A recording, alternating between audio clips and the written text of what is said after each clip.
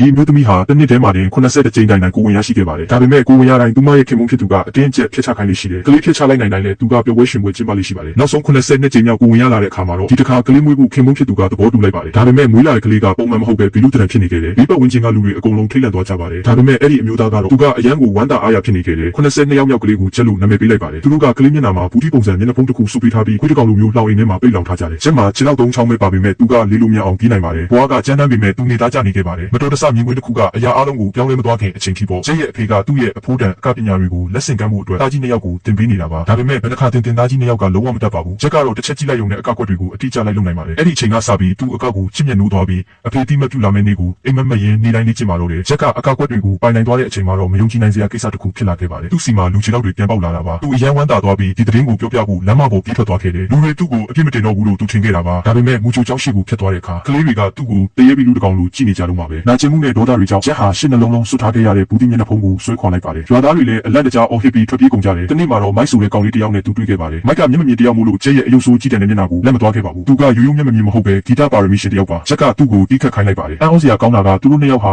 အတူတူဖြောပြေးဖို့ဖန်တီးထားသလားထင်ရလောက်အောင်ကိုတွဲဖက်ညီလုံးနေပါတယ်ချက်ကခိုးလာတဲ့ပေါက်စီတွေကိုတော့သူနဲ့မျှဝေစားတောက်ခဲ့ပါသေးတယ်သူတို့ဟာဒုက္ခဆင်းရဲတွေကိုအတူမျှဝေရင်းခွဲမရတဲ့တငယ်ချင်းတွေဖြစ်လာကြတယ်ချက်ရဲ့အကစွမ်းရည်ကလည်းပိုပြီးထက်မြက်ပြောင်းမြောက်လာပါတယ်နောက်ဆုံးမှာသူဟာထိတ်တန့်အကပညာရှင်ကြီးဖြစ်လာပါတော့တယ်ဒါပေမဲ့သူ့ဖေကတော့ဂုဏ်ယူရမယ့်အစားမနာလိုဝန်တိုမှုတွေပဲဖြစ်နေခဲ့တယ်သူ့ပညာမွေကိုစက်ခံမဲ့သူကဘီလူတကောင်ဖြစ်နေတာကိုသူလက်မခံနိုင်ပါဘူးဒါကြောင့်ချက်ကိုစက်မကနိုင်အောင်သူတားဆီးပါတော့တယ်ငါနှစ်ကြာပြီးနောက်ချက်နဲ့မိုက်တို့လူပြိုတွေဖြစ်လာကြပါပြီချက်ကသူဘာလို့ဘီလူဖြစ်မွေးလာလဲဆိုတာမသိသေးပါဘူးဒါပေမဲ့သူတခုတော့သတိထားမိတယ်သူကလည်းအခါတိုင်းသူ့ခန္ဓာကိုယ်ကလူမဲ့ကိုပိုတူလာတာပါပဲဒီနေ့မှာချက်ကမိုက်ကိုခေါ်ပြီးစင်တခုငါကဖြောပြခဲ့ပါတယ်သူတို့တင်ဆက်မှုအရန်ကောင်းလုံးလို့ရွာသားတွေလည်းမနေနိုင်ပဲလိုက်ကကုန်ကြတယ်ချက်ရဲ့နာမည်ကျော်ချမှုကတော်မီလိုပြန့်နှံ့သွားပါတော့တယ်မကြခင်မှာပဲသူ့ဖေစီဘယ်သူမှလာမကြည့်ကြတော့ပါဘူးအဖေရဲ့နောက်ဆုံးကြံတဲ့ပြိတ္တအနေငယ်တောင်မျိုးဘက်ကိုပါသွားကုန်ကြပါပြီပွဲအနေငယ်ထက်ကပြီးတဲ့အခါမှာတော့ချက်ရဲ့တကူလုံးကလူအစ်စ်တိုင်းပြန်ဖြစ်သွားပါတယ်မျက်နှာတစ်ခုကလွဲလို့ပေါ့နောက်ထပ်ပွဲနည်းနည်းလောက်ထက်ကရင်ရပြီလို့သူတွက်ထားပါတယ်ဒါပေမဲ့သူ့ကုံသတင်းကမျိုးတော်အထိရောက်သွားခဲ့ပါတယ်ဧကရမင်းကိုယ်တိုင်ကချက်ကိုလာရောက်ဖြောပြဖို့ဖိတ်ခေါ်လိုက်ပါတယ်ဒါပေမဲ့စီကံချက်တစ်ခုရှိတယ်အကပြီးဆုံးသွားရင်မျက်နှာဖုံးကိုချွတ်ပြရမယ်ဆိုတာပါပဲလူတိုင်းကမျက်နှာဖုံးအောက်မှာအရန်ချုံမုံခံရတဲ့မျက်နှာရှိမယ်လို့ထင်မှတ်နေကြတာပါတကယ်လို့များဘလူးမျက်နှာဖြစ်နေခဲ့ရင်သူချက်ချင်းအသက်ခံရမှာပါချက်ရဲ့အဖေကဒီသတင်းကြားတော့တိတ်တကူကျင်းနေသွားတယ်ဒါကသူ့လူချင်းနေတဲ့စက်သိမ်းပါပဲဒါကြောင့်ချက်ရဲ့ကိုစားသူကလက်ခံလိုက်ပါတယ်နောက်တစ်နေ့မှာသူ့ဖေကအမောင်ကြီးထဲကနေချောင်းကြည့်နေတယ် PR ကြောင့်ချက်တယောက်အစင်မပြေဖြစ်ပြီးပျက်စီးသွားဖို့စောင့်နေတာပါဒါပေမဲ့ချက်ကတော့ခြေလမ်းတစ်ချက်မှမမခဲ့ပါဘူးတကယ်တော့သူကပိုပြီးတောင်ကောင်းလာပါသေးတယ်ကနေရင်းနဲ့မေးပြောင်းနေတဲ့သူ့တိတ်ကပုံရိပ်တွေပြန်ပေါ်လာပါတော့တယ်နောက်ဆုံးမှာသူအမှန်တရားကိုသိလိုက်ရပါပြီသူ့ဖေကအပရင်ဆိုတဲ့ပွဲကိုထိမ့်သိမ်းထားနိုင်မှုချိန်စာတင်မျက်နှာဖုံးတစ်ခုနဲ့အယောင်းဝယ်လုပ်ခဲ့တာပါတန်ကြီးကဘာလဲဆိုတော့သူ့မိမရဲ့ကိုဝင်82ကြိမ်စလုံးပါပဲချက်ကတော့နောက်ဆုံးပေးဆက်ရမယ့်ရကောင်ဖြစ်ရွေးချယ်ခံခဲ့ရတာပါမမွေးခင်ကလေးကအဖေလုပ်သူရဲ့အကင်ငယ်ရဖို့အတွက်အယောင်းဝယ်လုပ်ခံထားရပြီဒီလောကထဲကိုဘီလူတကောင်ဖြစ်ဝင်ရောက်လာဖို့ကံပါလာခဲ့တာပါအကပြီးဆုံးသွားတဲ့အခါချက်ကမျက်နှာဖုံးကိုဆွဲချွတ်လိုက်ပါတယ်သူ့ဘဝမှာပထမဆုံးအကြိမ်ဖြစ်သူ့မျက်နှာဟာလူတစ်ယောက်ရဲ့မျက်နှာအစစ်ဖြစ်သွားခဲ့ပါပြီဒါပေမဲ့ပြောကြည့်ပါဦးသူ့အဖေကသူ့ကိုဒီတိုင်းလုပ်ပေးမယ်လို့မိတ်ဆွေတို့ထင်ပါသလား